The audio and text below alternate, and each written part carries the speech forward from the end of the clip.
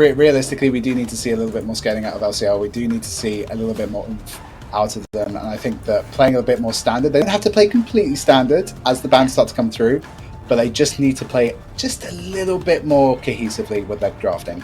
Yeah, I think a draft, either to execute a comp that fits their style and that they can show what they're made of on the Rift, is essential for them. So Big started off by banning Ezreal and LeBlanc, while on the other side LCL started by banning Thresh. Do you think so? Here it's important for them to ban this Tristana, maybe Regulus, but what else is important for them to make sure they don't face from Big? Yeah, so Big are clearly just trying to get rid of some of the poke options there. Ezreal was just a very good pick that Deja Vu plays. They pretty much one-trick it. The LeBlanc coming out, I guess, is respect to Pia. I think Pia and Vixen both play a very, very good LeBlanc. So again, it could just be a little bit of respect between the two. I don't think LeBlanc's super, super strong on this patch. And then conversely, the Thresh, the Hook champs, you know, this is something that Charlotte perhaps doesn't want to see coming out from Lumi. But again, that just leaves Rel open. Xerath coming out, that does not surprise me. We've seen Vixen conquer this mid lane on the Xerath, and then finally obviously the Karma comes out again. That Ez Karma, that poke heavy bot lane, just completely taken off the map. And the last ban is Maokai, which brings us to the first pick priority for Big. Solari. Who do you think they're gonna end up picking here? As much as I can't wait to see what exactly Vixen is going to pick, exactly Rel is to be offered priority right now. Lionesses are going to have 2 picks right after Big Chroma decide what their blue side B1 is going to be, so Rel is definitely a takeaway for them, for Lumi, so I am not surprised and I'm quite happy with this pick for them. Yeah, and here we have Xayah on LCL side once again. Let's see if they will lock this Jarvan. No, they're hovering quite some champions here that are surprising, I think. Viego, they end up picking Viego. Regulus, what are your feelings about this? Yeah, I really love this red side pick now from the Lionesses, because they can see immediately that the Rel comes out from Big Chroma, they're going to run it back. Obviously the Kai'Sa gets in, and then probably Ahri there, lots of heavy dive, and Lioness has gone, right, if this is the style which Big want to play this entire series, that's fine. We're just going to take the Xayah, we're going to take the Viego, we're going to play stuff that can sort of run it back and kite back, and hopefully we should see some bits and pieces that kind of work with that sort of kite back style. Perhaps we might see something like a Talia come out on the side of the Lionesses. Or Nico, also a very good pick, very strong into Ahri. Yeah, I really like the Nico here. Really like the Nico here. Okay, Solari, what is the main thing that we need to focus right now on this second phase? Because bans are about to come through, and there are some lanes still available and important for this second phase. Jungle for Big Chroma has to be a very big ban from Lionesses right now, unless they really think that this Rel is going to go into Trez hands and not Lumi this time, which might not happen, to be honest. Trez needs to be banned out, but at the same time, you can't really ban against Trez. Her champion pool is way too big, so I could see why Lionesses might want to try to pivot away from it. The top lane then is the only thing that is left. And again, for Crow, you might want to ban against her in this scenario because her champion pool is not as big as Trez's, but those champions bring a lot of impact for the team. Regulus, please let me know. What are your thoughts about this last? And support is being the picked role to ban here. Yeah, I mean, outside of Rel, pretty much every premier sort of engage option or tanky option on the patch has been taken. But the Alistar, that to me is actually a big miss, I think, from Chroma, because Alistar is such a fantastic pick into Rel, completely nullifies what that champion wants to do. And it looks like the Nocturne could be coming in here, which for me, again, fits with the comp nicely. When you have champions like Viego, which can be quite creative in how they approach fights, especially when they're sort of shrouded, when you're looking to avoid the sort of flanks, especially if the Gwen does come through, Nocturne can turn out the lights, and then if you're trying to flank, You don't know what you're trying to flank into because the lights are out. So we do have the Gwen and the Cyan. So I am really interested to see what both these teams want to do. Let's start with LCL, the Lionesses, with these picks. Sorry, what do you feel it's the most important thing? What are their winning conditions? What do they want to do? They want the enemies to be going into them, which is the main part here, because every single champion in their kit is going to be really excellent into the engage from the enemies. Nico with the control, Alistar and Xayah pretty self-explanatory. These champions were built to be anti-engage tools. Gwen is pretty fine as well, because remember, Gwen is always immune. But other than that, it really does look like Lioness want to get to their level 6, to their ultimates as soon as possible, and after that see how much they can in the mid game, because they have quite nice mid game tools, but I think the scaling is where they're going to be absolutely shining. So the later game team fight is what Lioness's main focus needs to be in this game. And do you think, Regulus, that Chroma have the tools to deal with this sort of composition from Lionesses? Yeah, I think it's a case where there's going to be a lot of emphasis on Trez to really make this Nocturne pick work and to be really, really creative with how she approaches things. Again, with Vixen on the Ahri, this is just the way of the game. You see it so often where you have like these kite back compositions that go deep into their jungle, bring the enemy team into chokehold and just demolish them. So if you're looking at big here, they need to be out in the open, they need to go hard, they need to look for these dives on the towers, they need to look for these like big mid lane engages, which they can pretty much pick and choose, especially with the Scion and the Nocturne. They can just run it down, zerg, in the middle of the mid wave, while the Lionesses are trying to sort of set up the wave to go for an objective, catch them before they get into the river, into their safety. It's going to be down to execution entirely for me. Yeah, I mean, isn't it all? Always. But Solari mentioned something that I think that is really important, is the tools that LCL have for these engages. So are they able to really try to slow down, to really try to deal with those engagements with that aggression from Big?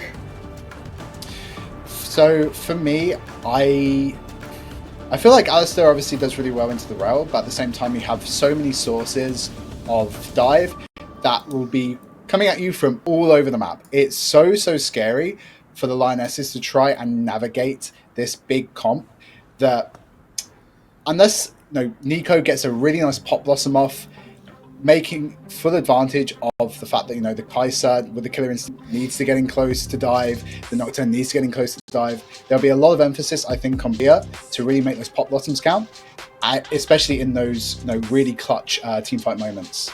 But I think they've got the tools, but it depends again on the execution. Yeah, of course. Solari, what do you want to see LCLs doing with this draft? What do you want to see LCLs?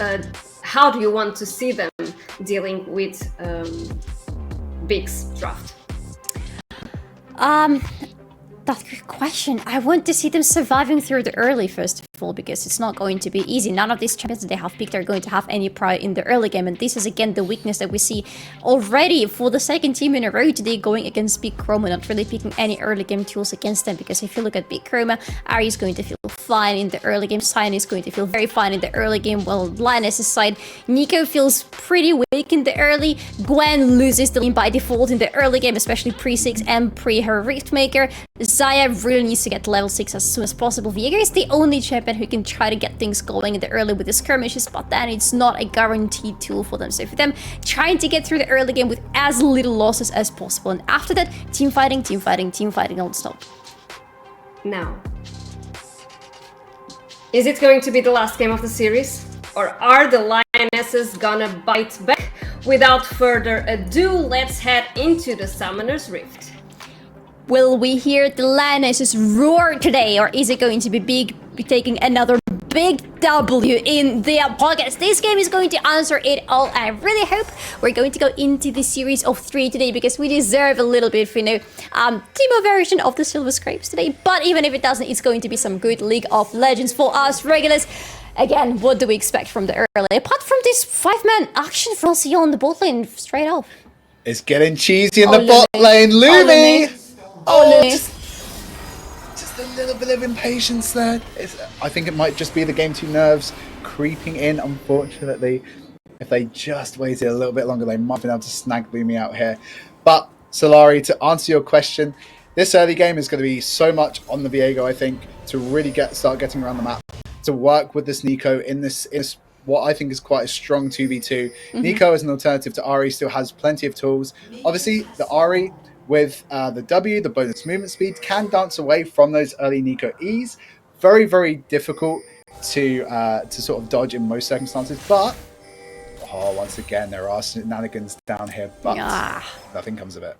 Everybody's just sitting in the bushes waiting for somebody on the enemy team to make a wrong step, but it's not going to happen in the end. So LCL did not get anything from their early attempts to get things going, but it's fine. It's still just the early game, so let's see how the things are going to go. And definitely our eyes are going to be on Viego, on Mules in this game, starting from the top side, going to slowly but surely be rotating towards the bot. Well, quite obviously, there is not much to do on the top lane, to be honest. Gwen, you know she's going to suffer. You know she's going to get hit in the early. She just waits and prays for the best.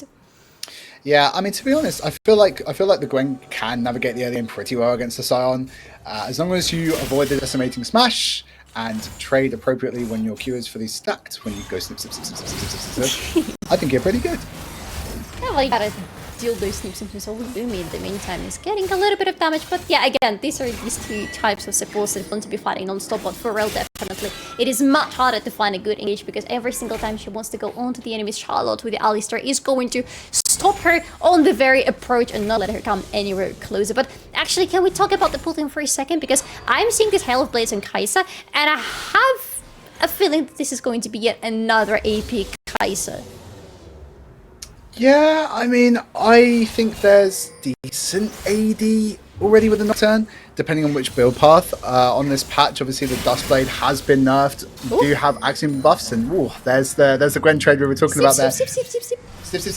That full volley of snips is absolutely horrific to play into for most tank matchups. So, really nice to see that once again, Pivotless is really trying to play this top lane as aggressively as possible and make life as miserable for Crow as she possibly can. It's nice to see it's a little bit of a change of a pace, because Gwen is not the champion you usually expect to win the lane, bully the lane, or do any good on the lane. But hey, look at who's doing good on the lane in the meantime. It is Charlotte going very aggressively onto Lumi. Lumi's jumping away and mounting herself, and this is going to be it's not even the end, because it was a very nice route coming in from Shavu, not resulting in any kills or any summoners whatsoever. But that's a point made by LCL's bot lane. Yeah, really nice aggression coming out there from LCL's bot lane. I mean, I was talking about them being more aggressive, and now, oh my lord, my nice done goodness! There. Oh, the feathers. The feathers. Aye. Very much aye.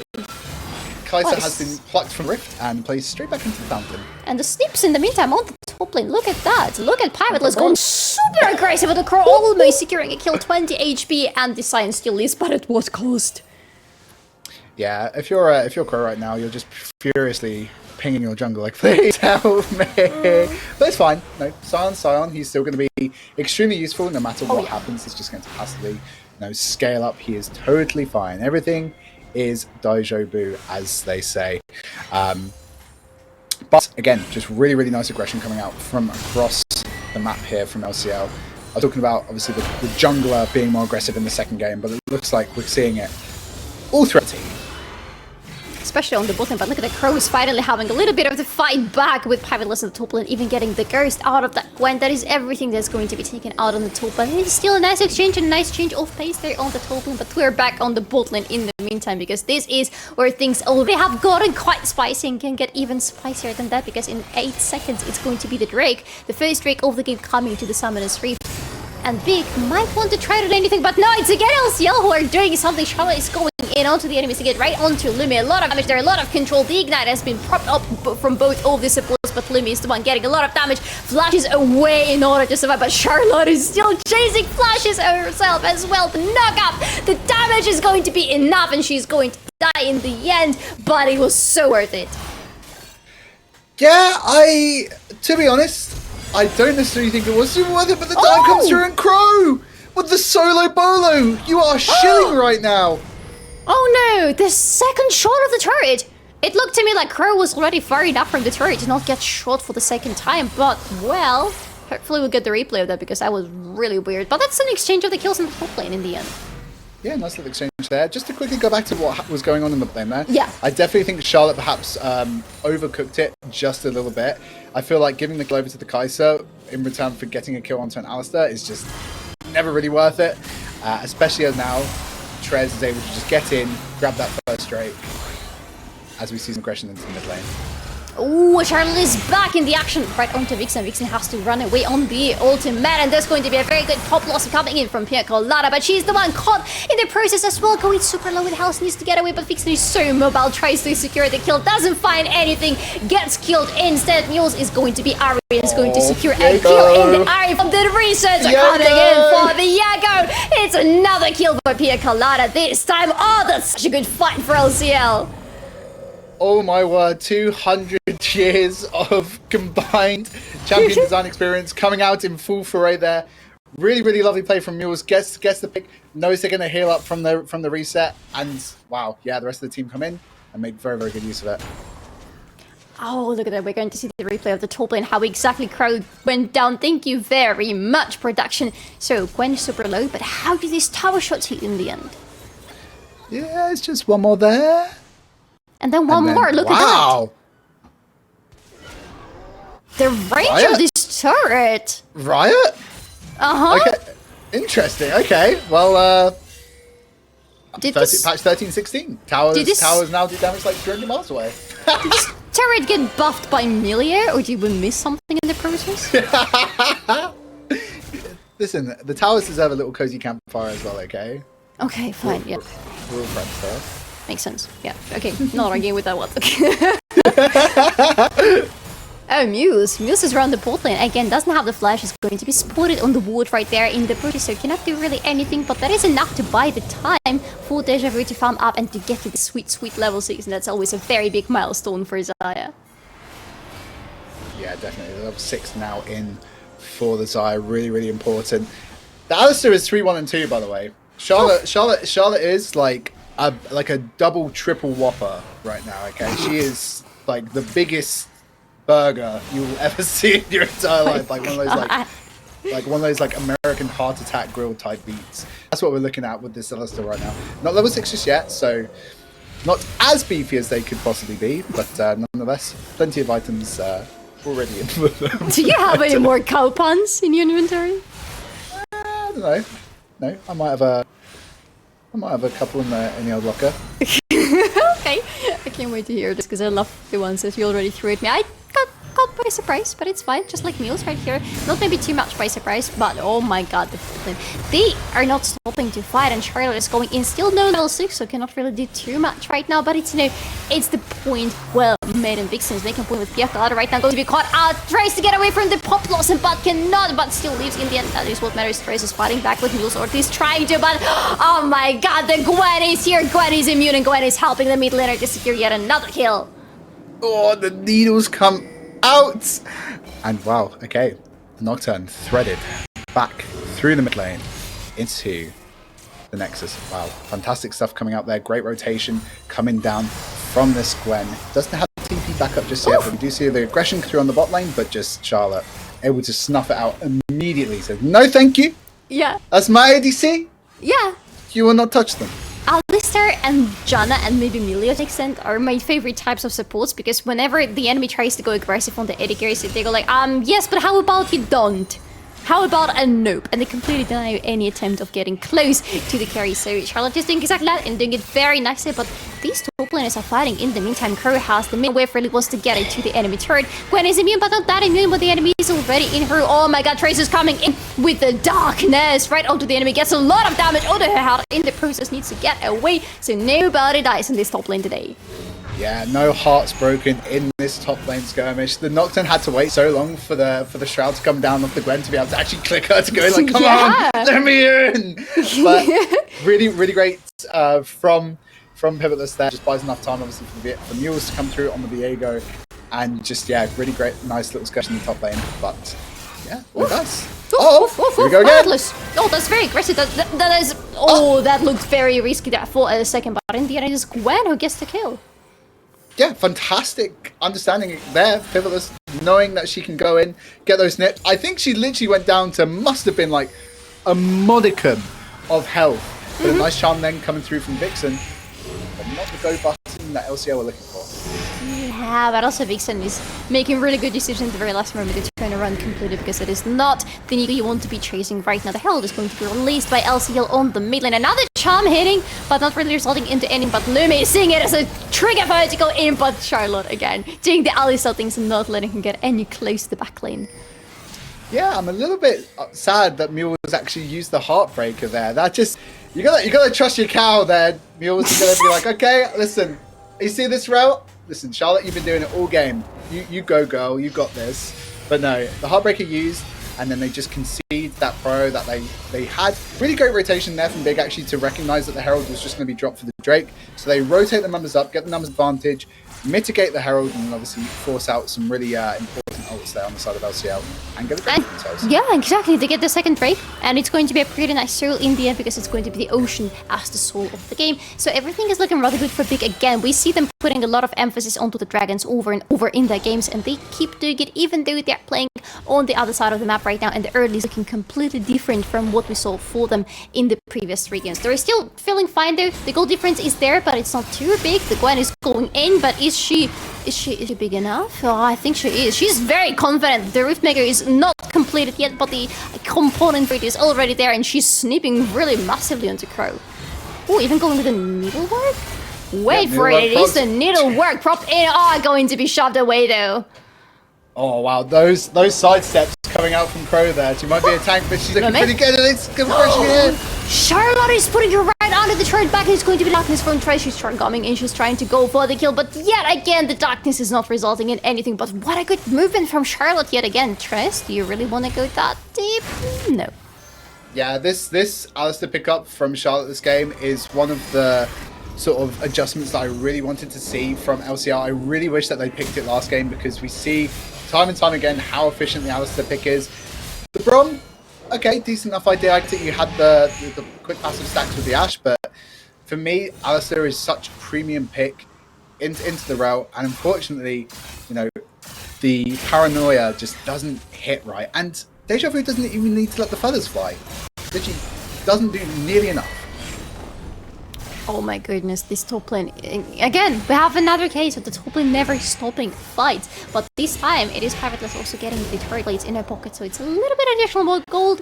It is good, because really this Riftmaker needs to happen for Gwen as soon as possible. And after that, she's going to be joining the team fights. And I really can't wait to see the team fight potential from LCL, because so far, they've been exceptional. And the important team fighting items already starting to come into the inventories. Finally, this Riftmaker for Gwen. This Hextech rocket build for Nico is going to be big. It's going to be massive when it comes to the placement of the Purple Blossoms, and we're going to have a fight somewhere soon, I hope, because it is going to be less than 3 minutes before the next Drake is going to be up.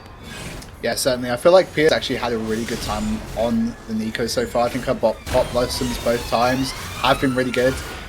Criminal evening as zooms past my house.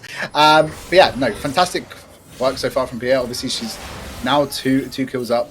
She's starting to make this Nico really work for her. And a nice charm coming out there from Vixen, but might overstay a little bit. No, but she's fine. She's not getting punished for overstaying there. She's not getting punished for a very good charm or anything whatsoever, but her mid lane might get punished in the process, because there is nobody from her team to support her. This is going to be another charm and a very big minion wave crashing right into the turret of Vixen, and Vixen can do nothing to stop them. Oh, she tries to though, goes in with Everfrost immediately. Charlotte is going to put away, and Lumi is around as well, trying to chase that cow down right now. Another charm landing, and Trez is finally in the action, finally getting a kill and a shot down on the Charlotte, and top lane is not wasting any time in the meantime as well. So Boom is fighting back with the Crow. It is a nice fight for Gwen, going very good. Needlework is not going to connect, but it doesn't matter, because 2 more team members are around with Pierre Claude trying to chase this thing and trying to take this thing down, and the Colossus cannot fight with everybody from the enemy team for too long. Yeah, if you look really closely, Mules is Sion too. So Mules is like, oh yeah, I can be this champion as well. I love Diego. But yeah, no, really great collapse coming in on the top side. Crow does go down. Crow has had some really fancy feet on that needlework, especially in that last sort of 1v1 on the top side. We're like, ooh, no thank you. But this time, no. The lockdown does come through and the Siren does go down. Really nice work here from LCL as they move. Look, hopefully to move some players upside, but looks like Big is going to be the first to play. Lumi is around. Lumi is unmounted, so cannot really go into enemies quite quickly, but Luz can do that in the meantime. Going in, Trez is fighting well, but Lumi is having a very nice marking storm, but is going to die. Unfortunately, the process, nobody can follow up. It is a very good reason for Viego, by the way, but not good enough because that thing is back and Cyan is getting a kill in the process, rushing right into the enemies in the meantime. Gwen has been shut down. What a good kill there for Kai'Sa, and a shut down onto Nico as well. A lot of money for the pockets of Big. It is just Charlotte staying alive. Got a kill in the process somehow and still fighting with the enemies. It is a very potent cow, but this cow is down as well, and Big are finally getting their big W. Yeah, definitely. One thing I will say is that Lumi just can't be allowed to play Rel. I'm sorry. Like this is look at this Magnastorm right here. The flash 4-man Magnastorm. Obviously, she does go down, but it buys so much space, clumps them all up, and then obviously the TP does come in. It's absolutely fantastic engage. She must be absolutely buzzing after that one. I know I'd be. And I love what they're doing in this fight, because first of all, they're grouping the enemies in, but then they're splitting them up, making sure they can take them down one by one in the chunks that are much easier to chew. And in the end, they are getting, 1, 2, 3, 4 kills in their pockets, and suddenly the situation on the Rift is not so drastic anymore, and LCL are not so strongly in control. Lumi, though, he's still going on right onto the Kalana with a very nice charm coming in from Vixen, a very good pop blossom into the darkness, but it is pretty dreams for the Kai'Sa with yet another kill in her pockets. Vixen sees the target, sees Charlotte coming in onto her. A lot of control onto the poor Carl, but Carl still survives. Yeah, Charlotte has to really move out the way of that one there to get to safety. Hey, listen, I told you I had more, okay? It's not good, but we're rolling with it. Yeah, fair enough. You didn't promise him to be good. Okay, I'll work on it for the next series, okay? I promise.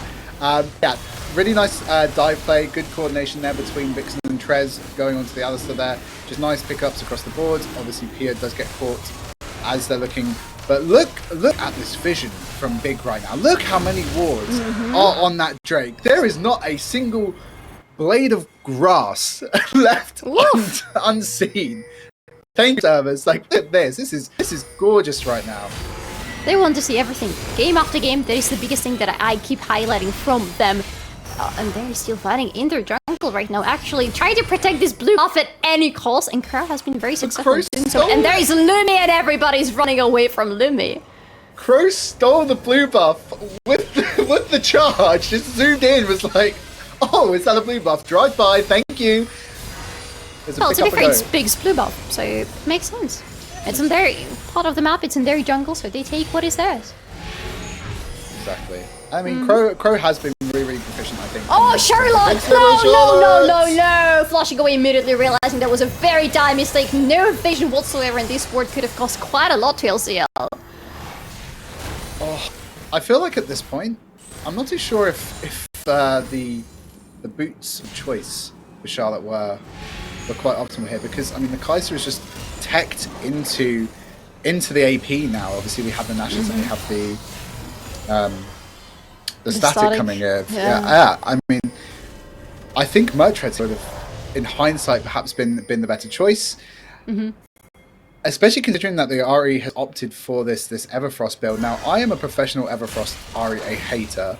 Yes, thank you very much. Welcome to the club. I have been raised in the church of the book by Namera, and I am very much an acolyte of buying the book and in most cases going big damage.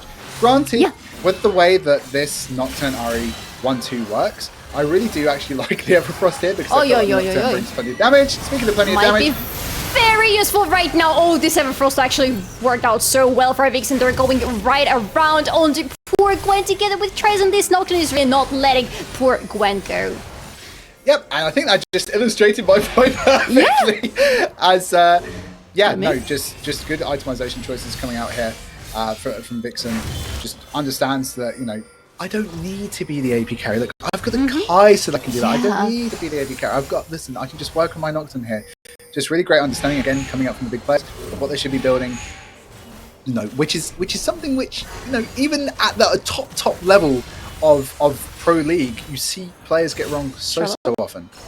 Charlotte got lost there for a second in her own jungle, but it's fine. Lumido says it's not fine. Again, applying a lot of pressure onto the enemies. Oh my god, Crow could have been caught there, but look at the health bar of that thing, of that Cyan. I don't even know what Cyan is, to be honest, but this health bar on Meals, are you sure you want to be going there? You're not finding any reason whatsoever. Nico's jumping in, maybe a little bit too late, but hey, it's a kill in the end onto Kaiser, and Lumi is running away, going very low, doesn't buy enough time for the teleport to come in from Vixen, and Cyan is running away because this is not a fight that we can take anymore. Vixen is not in a good spot. She is on the vision, she's on a lot of vision from the enemies, has the ultimate, so he's just running away on the Foxfire, but this is a Baron for LCL. Vixen still going in with the Everfrost, trying to catch somebody, trying to drag their attention away. Nice charm, but not onto the real Nico. Oh my god, they're still trying to fight for this Baron, and Crow is in with everybody. The Baron is helping out a little bit, to be fair, but is it enough? Is it enough? Oh my god, Trace is back in the action. Very nice Featherstorm coming in from Deja Vu to make sure there's going to be any kill, but no, the only kill so far is going into the pockets of Trace, and they're still following with the darkness right on design. It's a double kill for Trace, trying to go for a triple, cannot find it.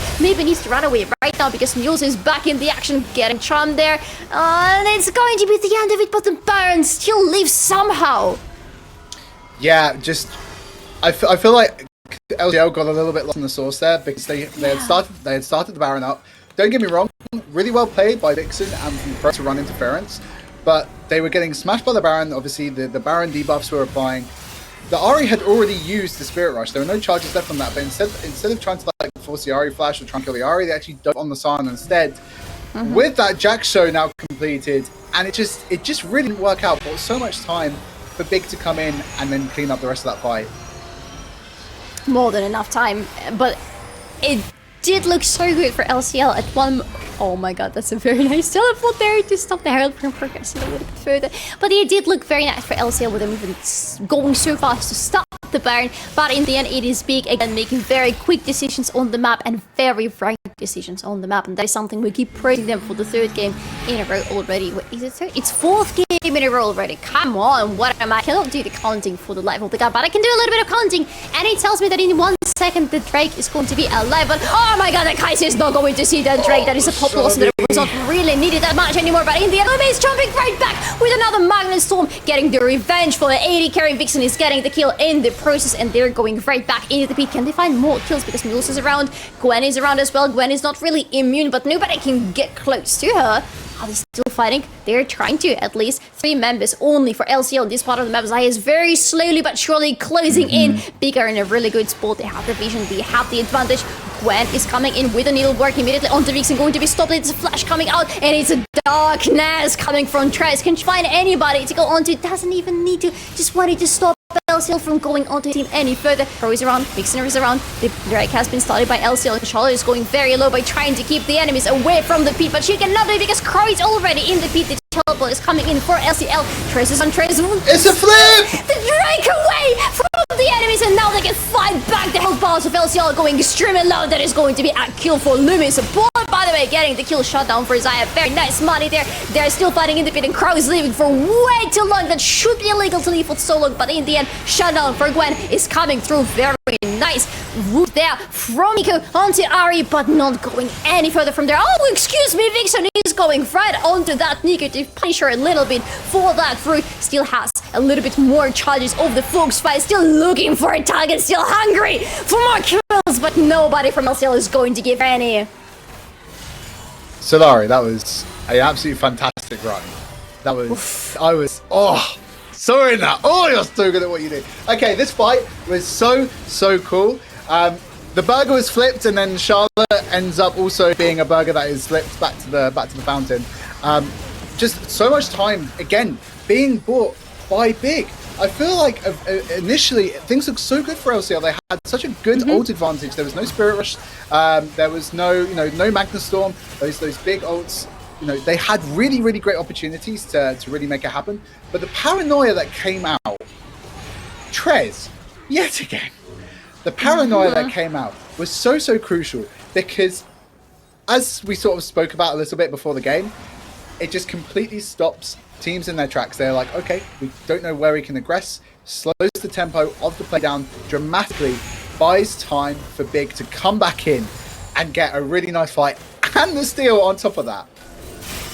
And the steal on top of that, and it's not just any steal, that was the fight for the soul of Big, and now they're sitting on the Ocean Soul.